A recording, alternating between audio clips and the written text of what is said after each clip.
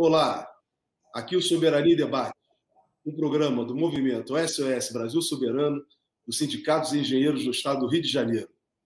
Hoje nós vamos debater o desmonte do Estado. Na verdade, é o desmonte do país, né? Desmonte do país. Porque é esse o caminho que a elite brasileira tem apresentado há muito tempo, não é de agora.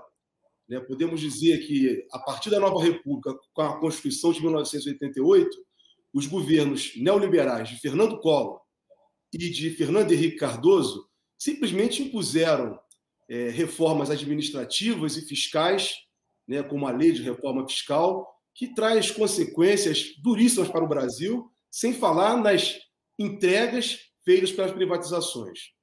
E com o golpe de 2016, o indevido golpe contra a presidenta Dilma, essa coisa se agravou. Esse desmonte do país se agravou a partir do momento em que Michel Temer assumiu e impôs o limite de gastos. Mais uma reforma fiscal. Sem contar as reformas, a reforma trabalhista, aí vem Bolsonaro agora, com o Paulo Guedes, num projeto totalmente trágico para o Estado brasileiro, para o povo brasileiro, impondo cada vez mais reformas duríssimas contra a classe trabalhadora, e contra o povo brasileiro pobre e explorado. Então, é diante disso que nós vamos falar, de um Estado e de um país que vem se desmanchando diante desses ultraliberais que conduzem o Brasil de hoje, como Paulo Guedes e Bolsonaro. Beth, para que nós vamos contar para esse programa de hoje? Muito importante para a soberania e o desenvolvimento. Bom, ele já está aqui conosco, é o Guilherme Santos Melo. Obrigada, Guilherme, por ter aceitado o nosso convite. Guilherme é economista e professor da Unicamp. Então, Guilherme, nós agora, semana que vem, se completam 5 anos do golpe que tirou a presidenta Dilma Rousseff do poder. Lá na década de um pouco antes do impeachment, o Brasil ocupava o lugar da 7ª economia do mundo e caiu no ano passado para o 12º lugar, e a previsão do FMI é que esse ano o Brasil ainda perca mais uma posição ou duas, caindo para a 12ª ou 13ª economia do mundo. Então, nós queríamos, diante disso que o Folena já falou, qual é o grau de desmonte do Estado brasileiro e de entrega do patrimônio público nacional? Bom, primeiro, boa tarde, Beth, boa tarde, Folena. Prazer estar aqui com vocês nesse debate, discutindo o tema do desmonte do Estado, que é absolutamente ligado com o tema da soberania, Soberania nacional, que é o que envolve, digamos assim, esse ciclo de debates.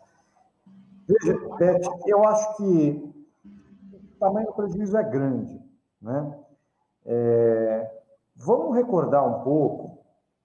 Para você desmontar alguma coisa, você precisa ter montado antes. Então, assim, o Estado brasileiro ele foi sendo construído ao longo de muitas décadas.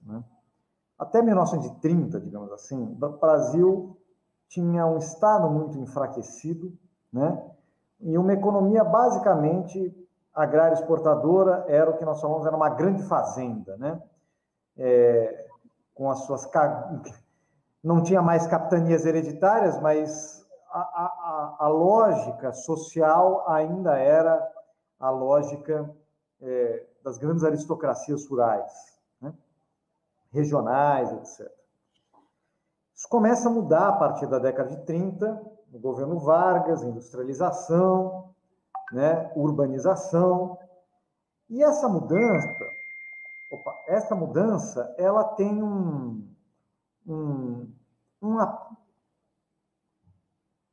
uma conotação de transformação social também, Ela não é uma mera mudança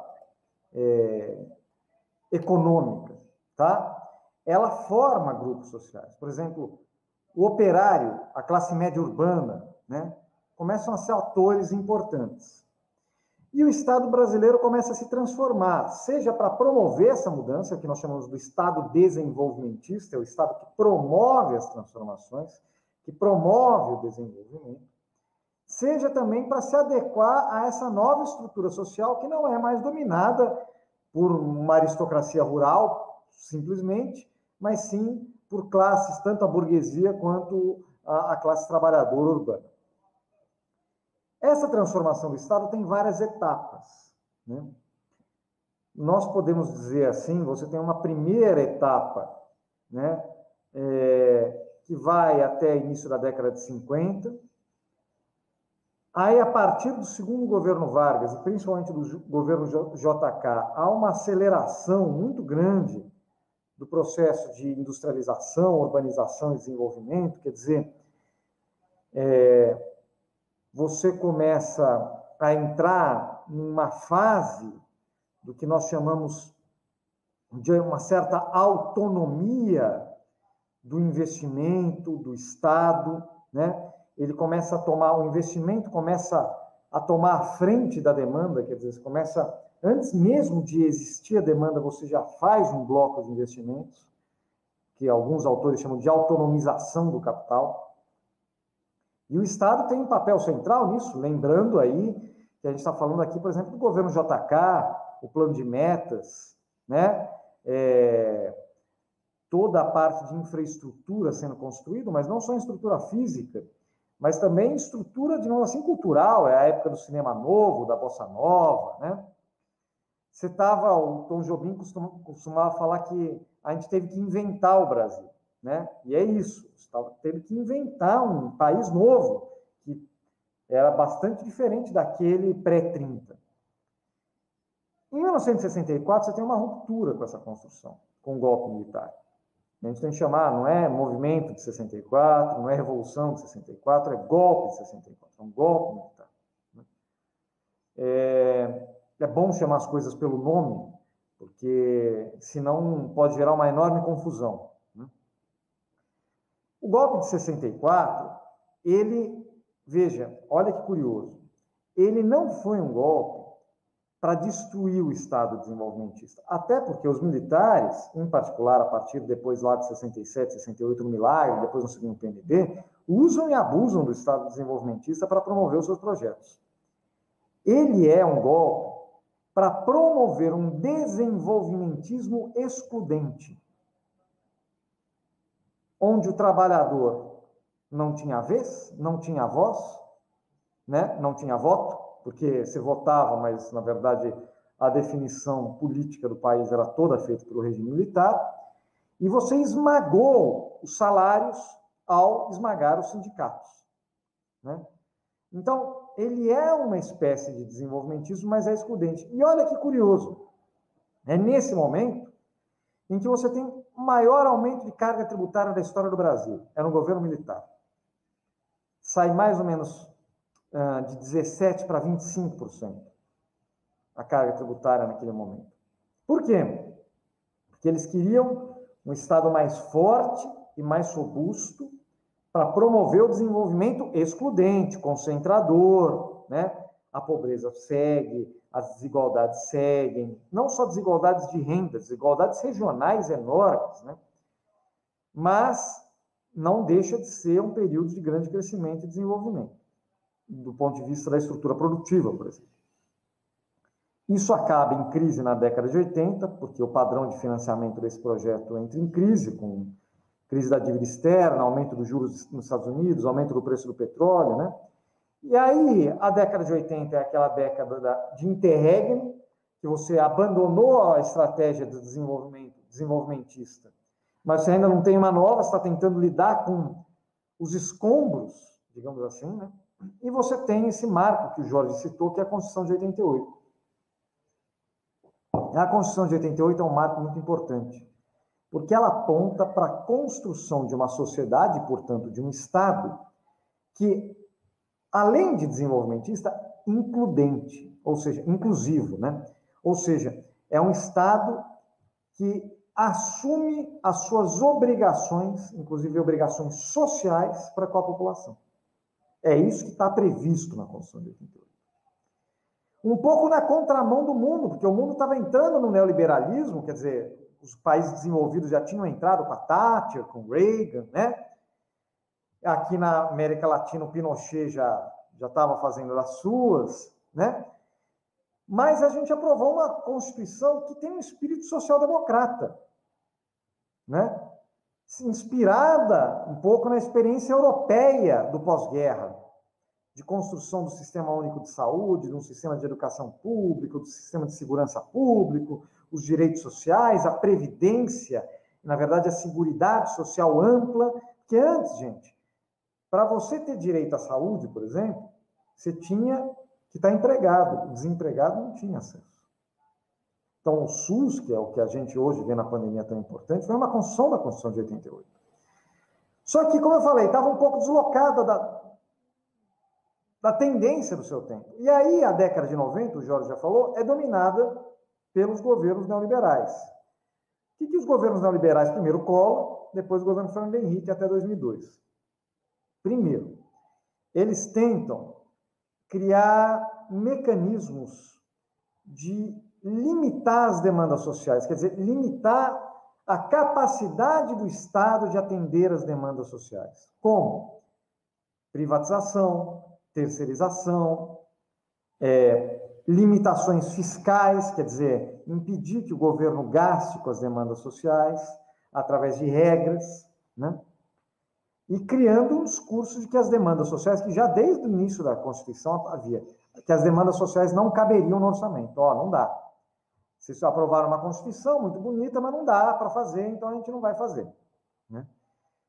Apesar dessas tentativas, você teve avanços. Mesmo na educação básica, por exemplo, você conseguiu universalizar a educação básica ainda no governo Fernando Henrique. Isso por quê? Porque estava previsto na Constituição um mínimo de gasto em educação, que você vai... Então, eles conseguiram fazer algumas mudanças, mas eram mudanças um pouco para conter, para reduzir a velocidade dessa construção do Estado e da sociedade e para tirar alguns instrumentos do Estado de intervenção na economia, em particular, né? Então, venda de empresas públicas, etc. Mas eles não chegaram ao desmonte que a gente vê de 2016 para frente. Então, assim, por que eu acho que hoje a nossa situação é muito grave, como eu falei no início dessa resposta? Porque depois desse ciclo de governos liberais, você teve um ciclo de governos progressistas, né, que eles tentam reconstruir a capacidade estatal, alinhado fundamentalmente com as premissas constitucionais, tá? Então, aprovar um valor de gastos em saúde mínimo, aprovar o Plano Nacional de Educação, ampliar os gastos com educação, quer dizer, o orçamento do MEC triplica nesse período, né? Acesso do estudante pobre à universidade pública, é um projeto de transformação social, transferências sociais, o que muita gente chama de colocar o pobre no orçamento, né? Claro, você tem limites, né? Dado pela institucionalidade, pela realidade política, mas também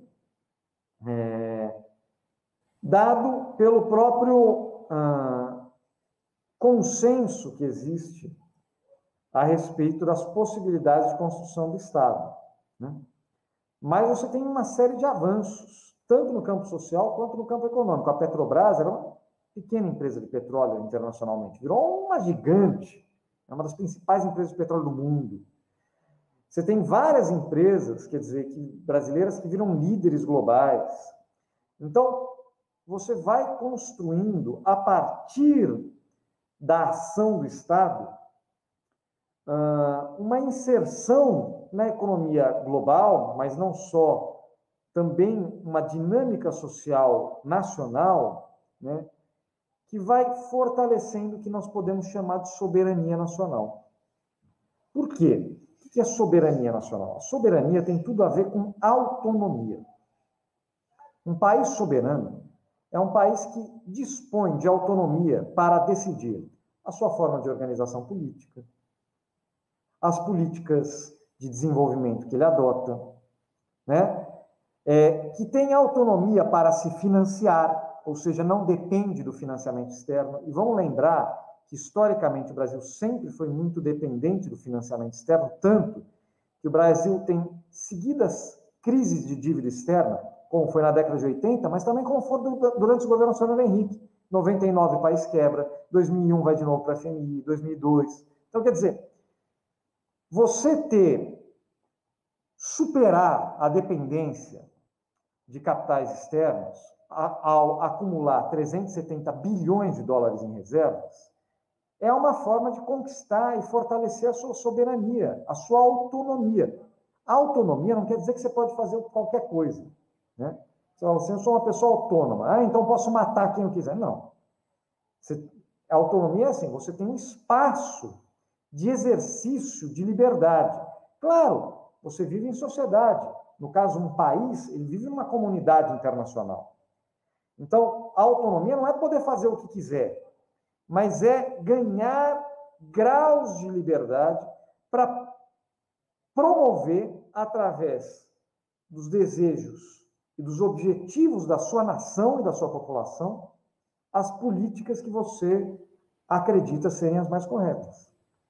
Então, nós somos caminhando e ganhando uma certa autonomia. Não só no campo econômico, né?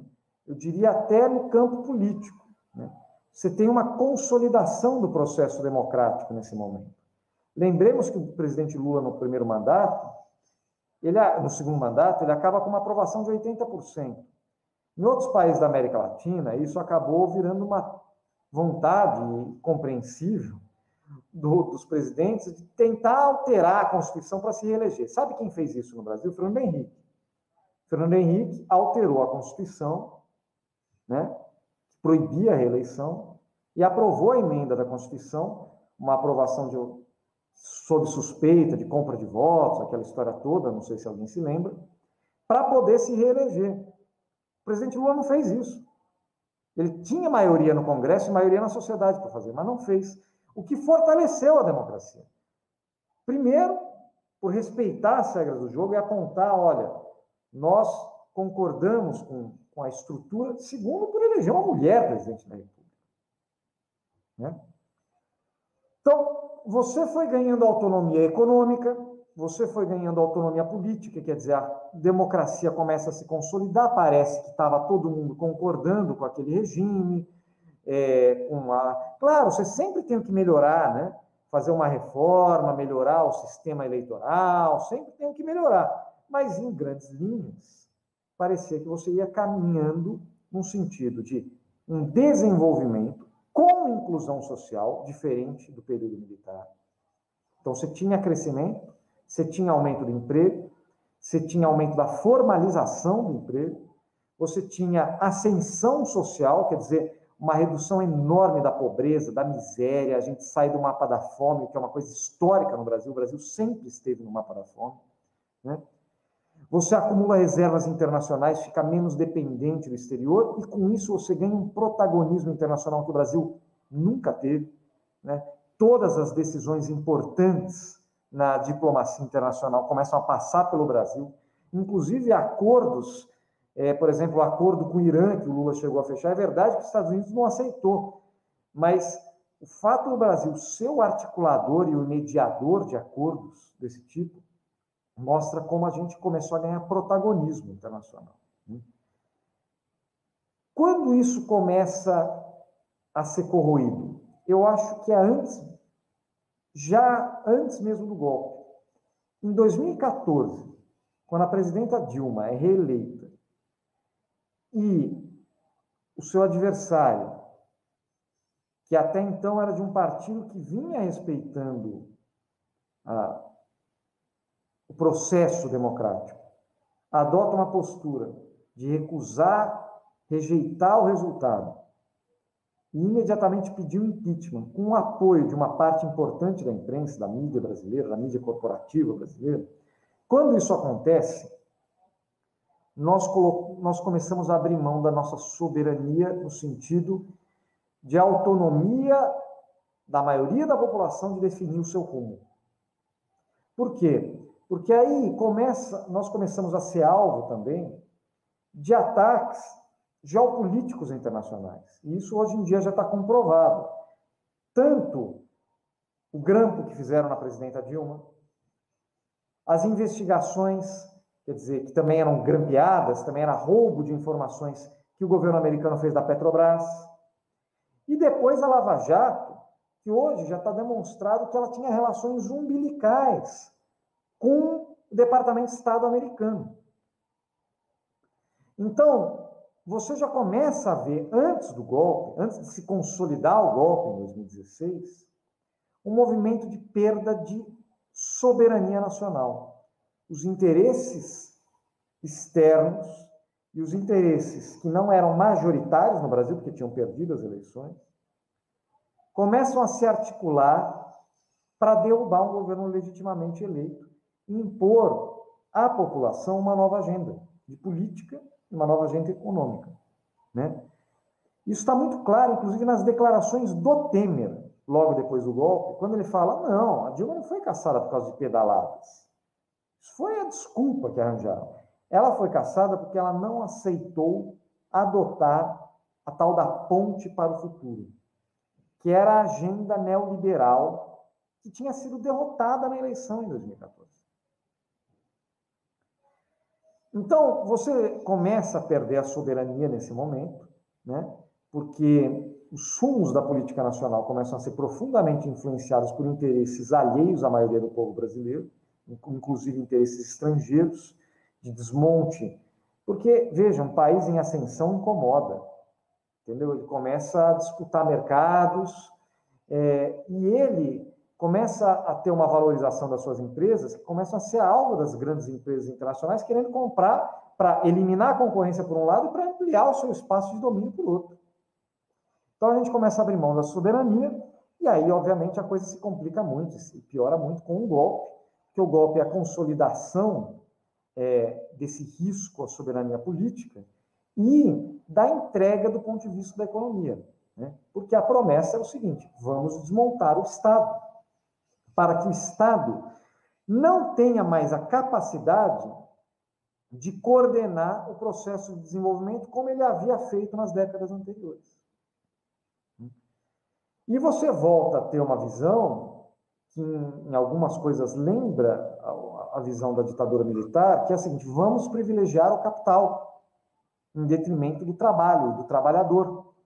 Porque se nós privilegiarmos o capital, né, tirando direitos do trabalhador através da reforma trabalhista, reduzindo a renda do trabalhador através da reforma da Previdência, né, limitando o que a gente chama de receitas indiretas ou renda indireta do trabalhador, que são os serviços públicos, como? Através do teto de gastos. Então, se nós fizermos tudo isso, né, o capital vai aumentar a sua rentabilidade e aí o país vai voltar a crescer, porque o capitalista vai voltar a investir e isso não aconteceu, a gente sabe muito bem. Então, você tem, primeiro, uma desconstrução da soberania nacional pelo lado da política, né, um desmonte da nossa democracia, um ataque à nossa democracia, que desemboca no Bolsonaro, na eleição de 2018, através do impedimento da candidatura do presidente Lula, que é, inclusive, questionado pelas Nações Unidas, mas um jogo, uma tabela entre as elites brasileiras, as elites estrangeiras e setores do Estado, como o lavajatismo, que estava instaurado em parte da justiça, e o militarismo, né? Dão um golpe, basicamente, na eleição, né? Mais um, quer dizer, você tinha tido uma eleição em 2014 que havia sido vencida de forma limpa e logo em seguida um golpe. E aí, quando você vem a eleição de 2018, você interfere diretamente no processo eleitoral para direcionar o resultado. E aí, a partir do governo Bolsonaro, o desmonte prossegue e se aprofunda com o discurso, vamos privatizar tudo, vamos vender, porque aí já entra na área da rapinagem. Eu falo que são as invasões bárbaras. Né? Como os bárbaros faziam? Eles invadiam, tomavam tudo, quebravam tudo, e veja, eles iam embora, eles não ficavam. Mas o que eles faziam? Eles quebravam tudo, que é para você não conseguir reconstruir, você não conseguir voltar. Então, é um pouco isso que a gente vem presenciando nos últimos anos, nos últimos, 2 anos, mas mais do que isso, desde o governo Temer, mas de maneira mais acelerada agora. É um processo de destruição do Estado, que já estava inscrito no teto de gastos, mas é acelerado no governo Bolsonaro, seja com essa fome por vender o patrimônio público e as empresas públicas e destruir as instituições públicas, como os bancos públicos, seja pela adoção de regras fiscais ainda mais malucas, mas completamente fora da realidade, inclusive mundial, como a tal da PEC emergencial que eles acabaram aprovando agora.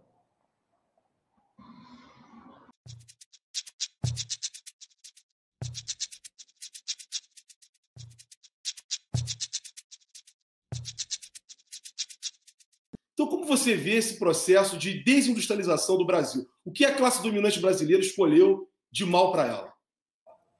Ou melhor, de mal para o povo, né? Para eles parece que é. Muito interessante sua pergunta, Jorge. Sabe o quê? Veja, bom, primeira coisa, alguns liberais falam o seguinte: olha, não tem problema na desindustrialização, porque outros países também estão se desindustrializando, países desenvolvidos. Isso é uma tendência global, pessoal. Bom, isso nem meia verdade eu posso chamar. Tá? Sabe o quê? É verdade que vários países desenvolvidos estão se desindustrializando, só que eles só passam a se desindustrializar a partir de um determinado nível de renda. Eles alcançam um nível de renda bem alto através da industrialização. E quando chega nesse nível de renda, aí começa a crescer a oferta de serviços. Mas olha o que acontece. Esses países perdem a sua indústria? Não. Eles exteriorizam as suas empresas. Esses países têm grandes empresas industriais, né, que simplesmente, às vezes, elas deixam de ser localizadas naquele país, mas o capital continua sendo de cidadãos daquele país desenvolvido, ou até mesmo do Estado, e são exteriorizados. Então, partes dessa empresa seguem vivas e atuantes dentro do país de origem. Quais são as partes? As partes mais nobres. São aqueles serviços que a gente chama de alto valor agregado. Design, inovação, pesquisa, tecnologia, tudo isso está nos países centrais. O que eles exteriorizam é a montagem, é a fabricação, né? Essa exteriorização causa problemas para eles. Não é incólume que eles fazem isso, não passam incólumes, porque tem um problema de emprego, né? Os Estados Unidos um pouco não, passa bastante por isso, mas na Europa também. Qual é o problema de emprego? É que essas fases da produção que agregam menos valor, mas elas geram mais empregos, né? No entanto, você está gerando muito emprego nesse setor de serviços, de inovação, de alto valor agregado nesses países. O caso brasileiro é o que nós chamamos na literatura de desindustrialização precoce. Ou seja, antes de nós atingirmos esse nível de renda alto, que naturalmente vai promover um aumento do setor de serviço em relação ao setor industrial, antes disso, muito antes disso, nós já começamos a perder o setor industrial. Ou seja, para você alcançar esse nível de renda alto, você precisa do setor industrial. Mas antes de alcançar esse nível de renda alta, a gente já começa a destruir o setor industrial. Isso já começa a ser visto inicialmente na década de 80, um pouquinho, na década de 90, muito. Dá uma estancada na década de 2000, a gente consegue, mesmo com a competição chinesa, estancar isso aí. Isso começa a se deteriorar de novo depois da crise de 2008, 2009, porque aí a concorrência internacional começa a pegar forte, né? Porque antes da crise de 2008, os Estados Unidos era o comprador do mundo, né? Ele comprava tudo. Da China, comprava. Então, havia espaço para os outros países produzirem e venderem para os países centrais. Depois da crise, tanto os Estados Unidos quanto a Europa falaram: opa, agora eu também quero produzir. E aí a guerra comercial começa a ficar uma coisa violentíssima. Tanto que a participação do Estado nesses países cresce em política industrial, etc. E a gente começa a sofrer.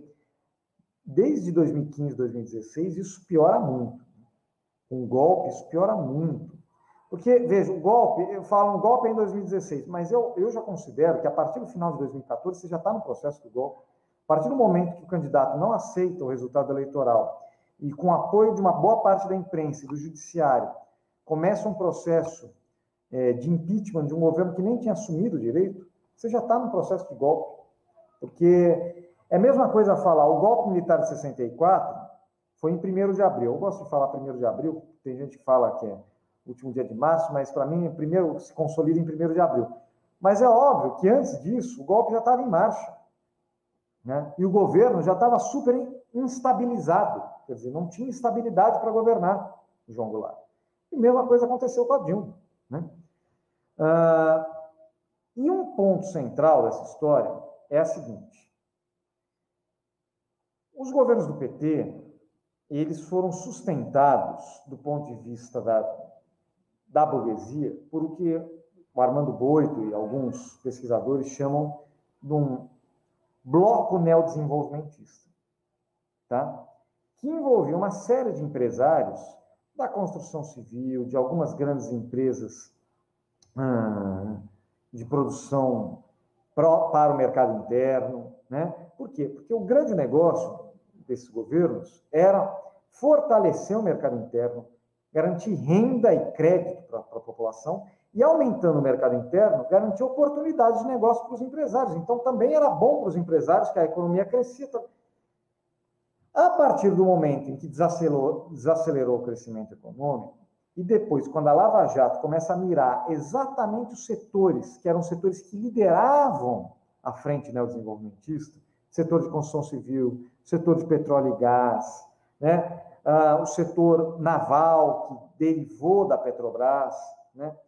Então, vários setores que estavam comandando esse processo, né? E depois, setor de produção de carne, bom, aí vai longe, né? A Lava Jato vai mirar exatamente esses setores e destruir exatamente esses setores. E aí a burguesia brasileira, ela fica um pouco órfã, porque os setores líderes que estavam comandando o processo são aniquilados, né? Propositalmente, porque a Lava Jato fala claramente que ela não quer só prender os corruptos, ela quer destruir as empresas. E ela fala, mas elas merecem, porque elas foram corruptas e blá, blá, blá, blá, blá. Veja, quando eu falo que tem influência geopolítica, a gente não pode esquecer que os promotores da Lava Jato, o próprio Moro, faziam cursos junto à promotoria ao Departamento de Estado norte-americano. Quer dizer, eles tinham uma relação direta. O Moro, depois, quando ministro da Justiça, num caso raríssimo, onde o juiz que impede a candidatura do líder das pesquisas, em seguida vira ministro da Justiça, do candidato que ele ajudou a eleger, isso é uma coisa que, para qualquer pessoa que pensa direito e que pensa democracia, é de arrepiar os cabelos, quer dizer, não existe isso. Ele fazia reuniões na CIA, reuniões secretas na CIA. E estavam, assim, secretas, digo assim, ninguém sabia o que eles discutiam, mas estava na agenda dele. Então, me parece óbvio que você tem aqui uma operação voltada para desconstruir esse bloco neodesenvolvimentista. E sobra o quê? Aí é a questão, né?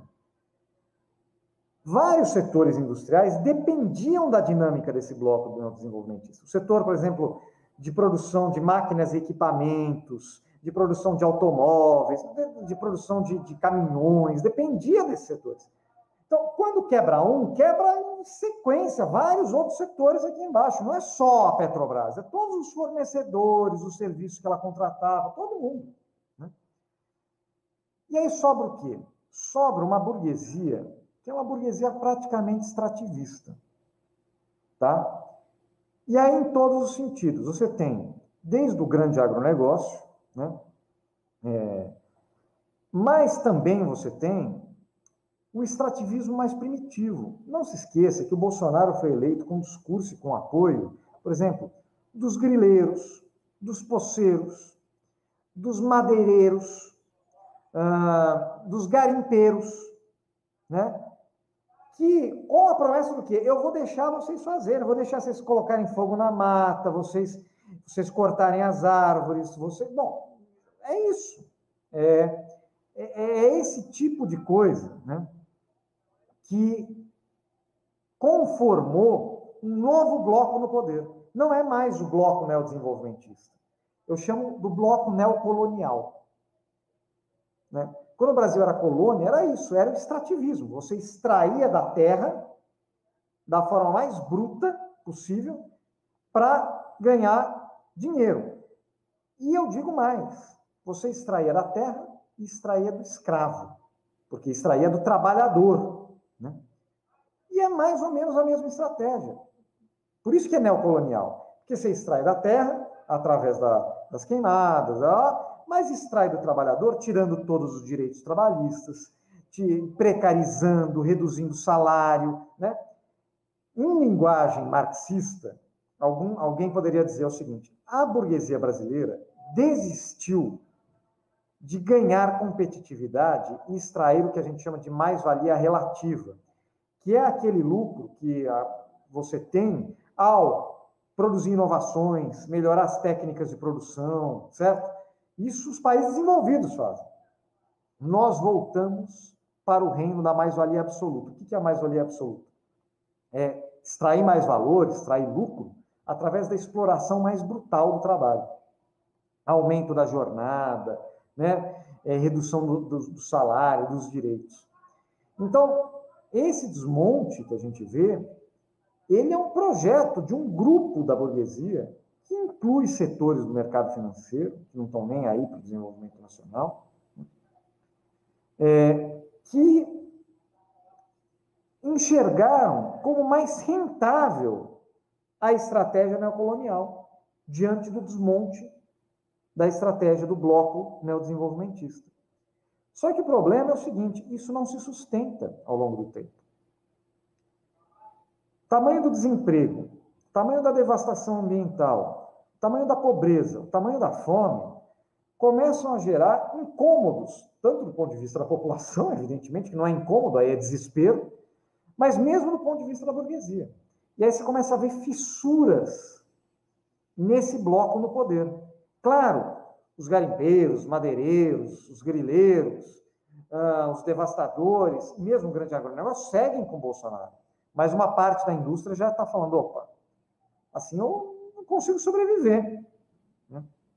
Então, você começa a ver. Eu acho que nós temos que ficar atentos, porque é evidente que o Estado vai ter que ser recapacitado para promover um projeto de desenvolvimento. Mas o projeto de desenvolvimento, em uma economia capitalista, e o Brasil é uma economia capitalista, depende também de você encontrar setores produtivos na iniciativa privada que tenham condições de ser parceiros nesse projeto de investimento. Né?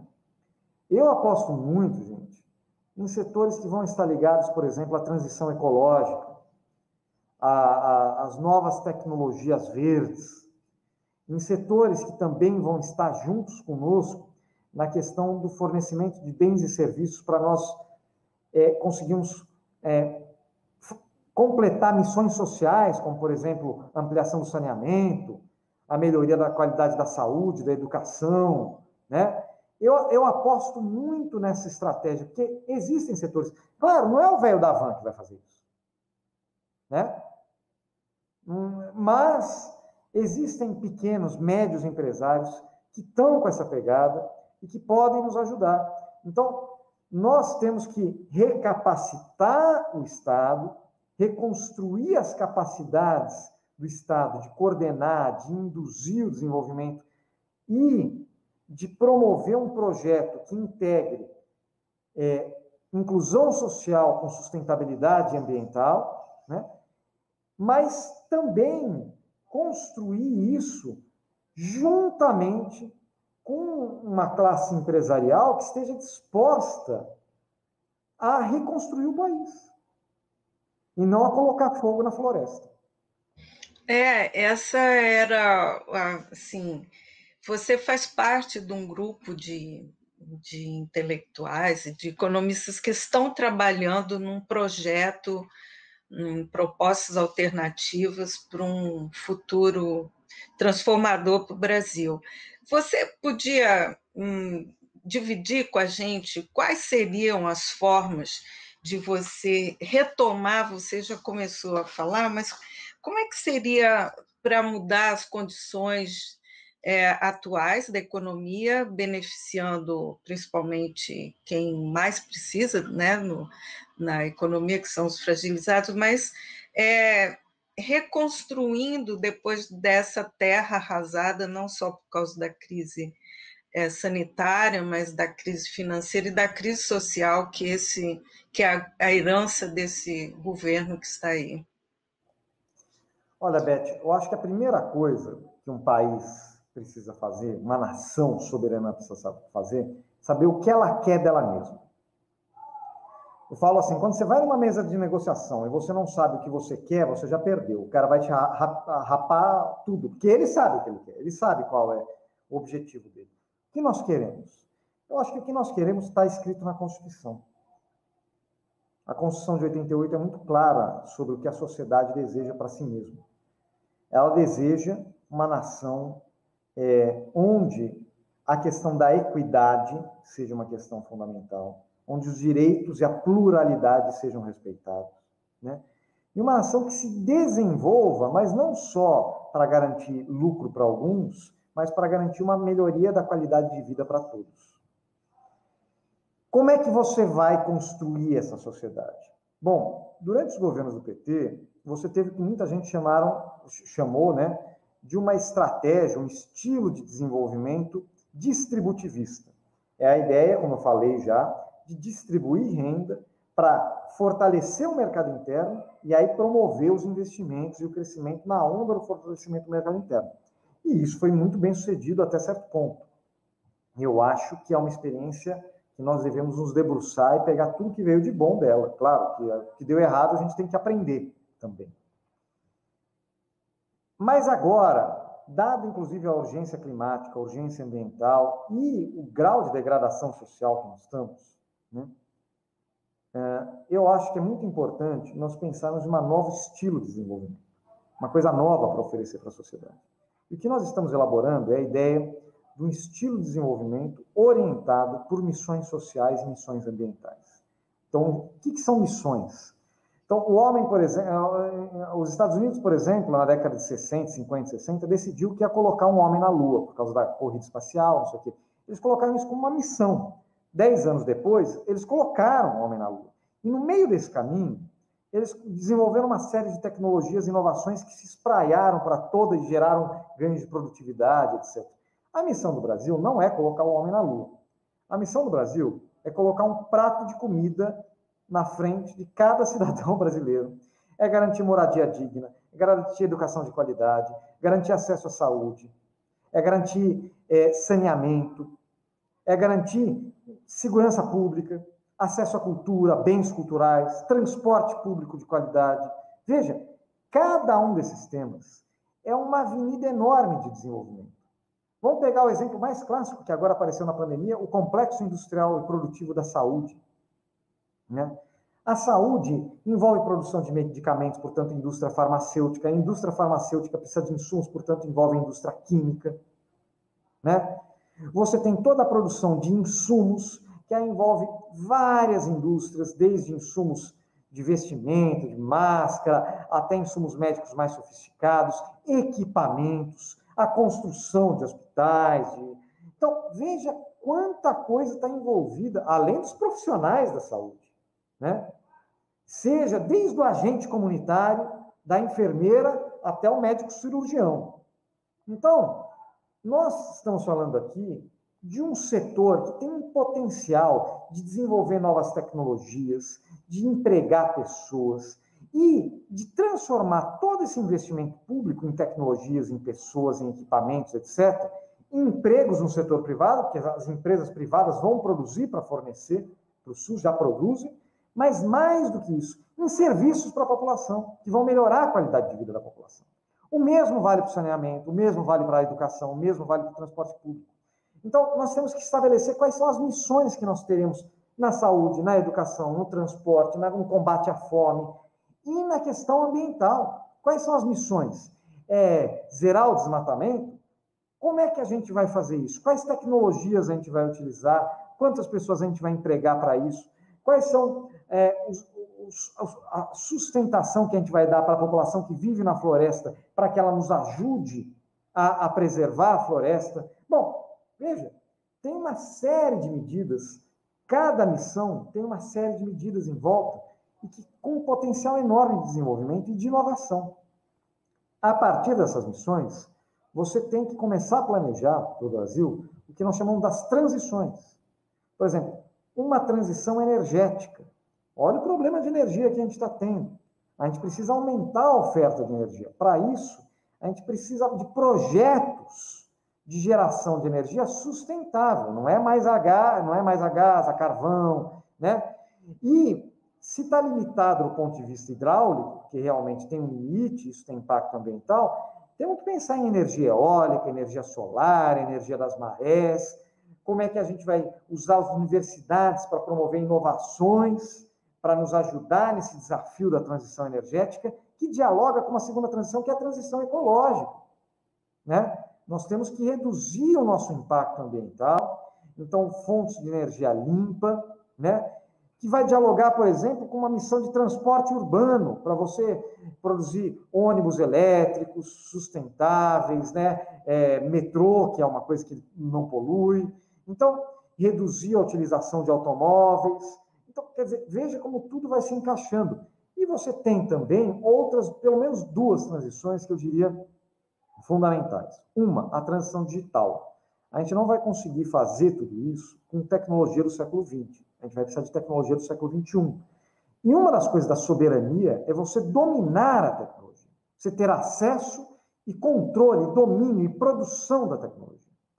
Então, para isso, nós temos que ter a demanda, claro, por esses bens tecnológicos, que virá tanto das empresas quanto do governo, mas nós temos que ter as capacidades para produzir essas inovações.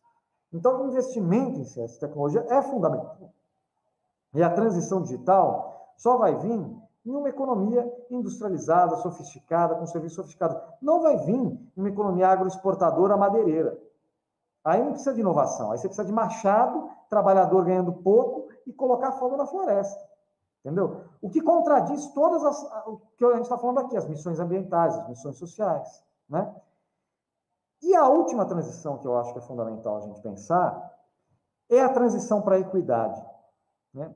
Ok, uma economia moderna, uma economia com tecnologias modernas, soberana, que inclua as pessoas, mas a inclusão ela tem que se dar também do ponto de vista da renda, do acesso aos bens públicos, do acesso aos bens culturais, né? Então, a questão uma transição para a igualdade, para a equidade, é necessário em um país que nos últimos 5 anos viu a pobreza voltar, viu a fome voltar, viu a desigualdade crescer. E nós temos elementos para isso. Por exemplo, ano passado, o auxílio emergencial reduziu a concentração de renda no Brasil. A gente sabe que dá para fazer.